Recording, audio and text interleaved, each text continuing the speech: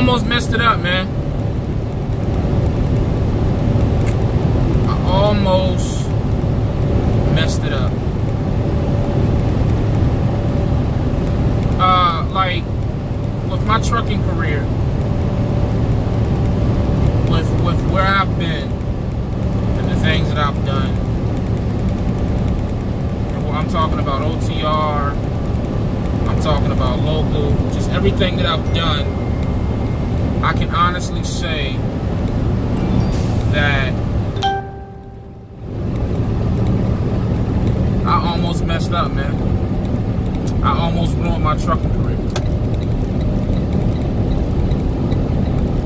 Because what happened was I allowed myself to believe that I could go home and be local, and that I could live the type of lifestyle that I wanted to live, and that I could still save money and build towards buying a truck.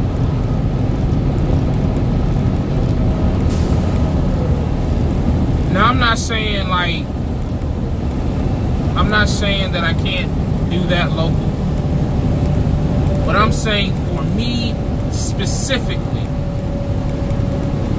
I wouldn't have, it would have took me a long time, man. And I know a lot of people preach patience, but it's one thing to be patient, and it's another thing to deliberately slow down your progress by being comfortable. You know what I'm saying? And by me going local, I put myself back in a comfortable position, man. I put myself in a position to where if it took 5 years to buy a truck or do whatever it was that I was, eventually going to do in trucking, as far as ownership goes, or any other business situation that I'll ever seek to participate in, if it would have took 5 years, I'd have been okay with that because I was comfortable. And to some people that may be okay. I'm not here to say that there's anything wrong with it, but I'm speaking for me and the way I want to live, the lifestyle that I want to provide for my son. That was wrong, man. I almost ruined this shit. When I came OTR the first time, and I was on the road, and I was training and leasing a Swift, and I was making the money that I was making, like I had entered into a new way of thinking. I had entered into a new way of just, like, OTR changed me, not just money-wise, but just it took me out of the box that was my life. The very small box, if you will. Because you got to think, before you come out here on the road, if you like me, you living in a very small box. You're talking to the same people. You're doing the same things. You're probably barely traveling outside of 20 miles of your address. Unless you're going to work. And I'm not saying that there's anything wrong with the people in that box, but it's just that box. You don't experience anything else. So you never have to reconsider other things. You never have anything to compare to. So you just think that what you're doing is okay. So you live with this, I consider, the comfortable lie. And it's not a comfortable lie because you don't, like, it's nothing, it just, how am I trying to say this? It's not a comfortable lie because there's anything wrong with it, but it's a comfortable lie because you tell yourself that's the best that you can do. It's one thing with choosing to settle into that, and it's another thing completely to say, yo, I could do better, but I'm going to just settle for this. That is the comfortable lie to me. To me.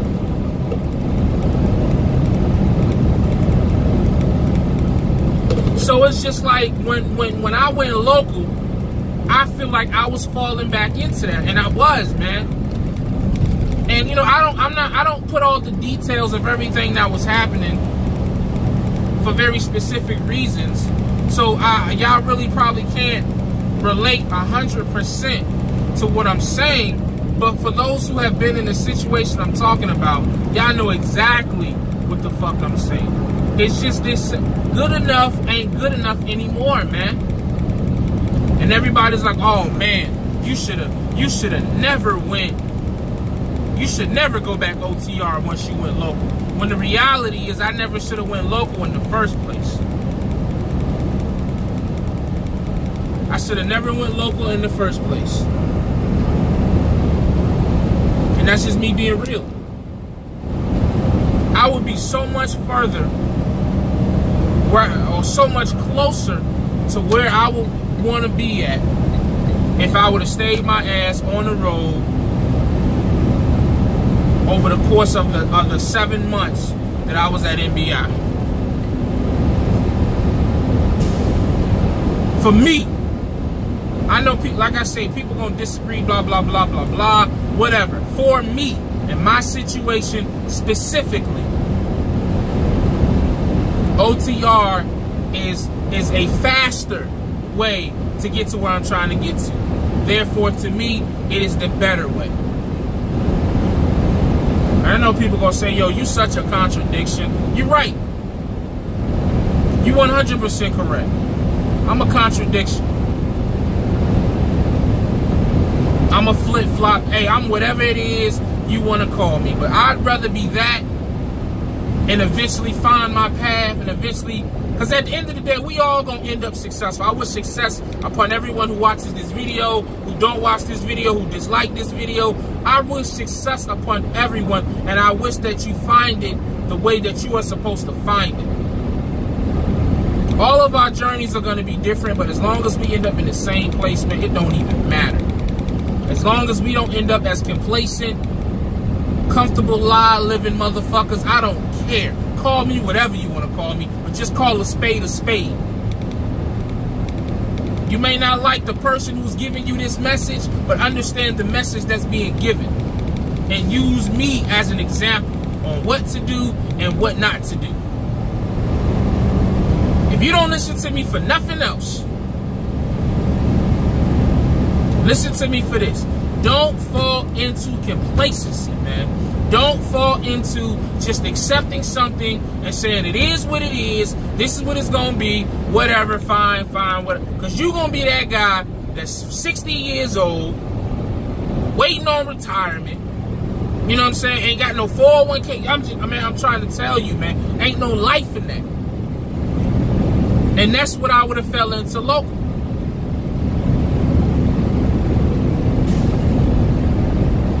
I almost fell for the trap, man. I almost ruined my trucking career because trucking is such a great industry. Because trucking can change your life, your financial stability, just like that in less than a year. And I was willing to give all that shit up just to be home and just to be okay. And I would have woke up 10 years from now mad as fuck. Mad as fuck. So that's how I almost ruined my trucking career, man. I turned trucking back into a job. I turned it into just a 9 to 5. I turned it into something that I no longer love doing. I turned it into something that just felt like, you know, okay, cool, let's just go to work, you know what I'm saying? And let's put some truths out there about local, man. Because there's a lot of y'all talking real sideways in the comments. But let's not forget, a lot of y'all have been in my inbox. A lot of y'all have been in my DMs on Instagram and Facebook.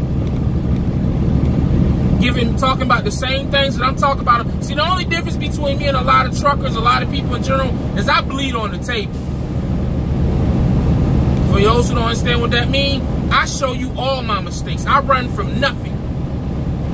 You may say I make excuses or this or that, but I'm putting myself out here. I'm presenting it to you as it is, how it is. Boom, I'm right here, ready for the criticism. And I'm cool with it. I'm cool with it. But it's a lot of cats out here that are doing things that they know they shouldn't be doing, and they'll talk to you about it in private.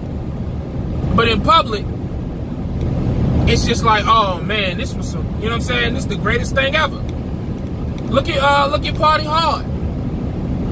That man praised Abilene. It's not a shot at Party Hard by no means, or no shape or the form of the imagination. But look how positive he talked about Abilene, and how much he loved Abilene.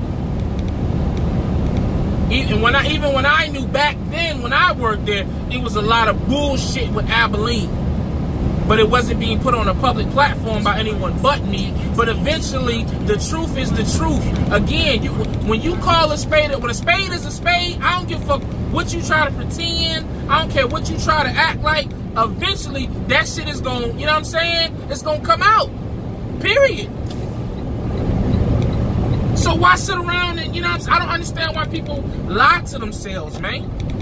And these companies ain't doing that shit for damn sure. These companies don't give a fuck about us. They don't care about beating around the bush or just hell no. But we'll sit here and we'll put up with bullshit after bullshit after bullshit and keep on, you know, with a smile on our face, boot licking, ass kissing, you know what I'm saying, gargling their testicles in our mouths and shit. Like, that shit is cool. And then eventually we just say enough is enough. Nah, I'm not that guy, man. I call it what it is, man. I call it what it is, and that's what I did with my situation being local. I had to call it what it was. I had to call it what I was falling into, and I was going to ruin my trucking career. I was going to turn trucking into a job. And then I would have just been complacent. I would have, 5 years from now, I would have still been working at NBI, doing the same shit, which, again, some people will say there's nothing wrong with that. It's not. But, again, for what I want to do, the type of lifestyle that I want to live, it just wouldn't have made sense. It just would not have made sense. So I like to think I'm back. I like to think that this is, you know, where I'm supposed to be. And who knows, man? Who knows what'll happen? But I think this is the right path. I truly do. This will keep me from falling into complacency. This will keep me from just settling for anything. This will push me, especially because of the simple fact I don't want to be OTR forever. And I think that's what scare a lot of guys from OTR, is that they think that OTR, they think that they're gonna be out here for 20 years. Nah, man, OTR is just something that you use to get to a point where you can be home and still be achieving better things. Like, that's why you think all these cats out here trying to build fleets or invest in different businesses or trying to put their money outside of trucking. OTR is not a long-term thing, man, and that's what I had to learn. Local is a long-term thing. It's very easy to fall into that robot mentality, and you look up and you've been local for 17 years. It's very easy to do that, but OTR, you like, man, fuck, I gotta, you know what I'm saying? I gotta do something. I just can't be out here driving just to be driving. That's how I feel.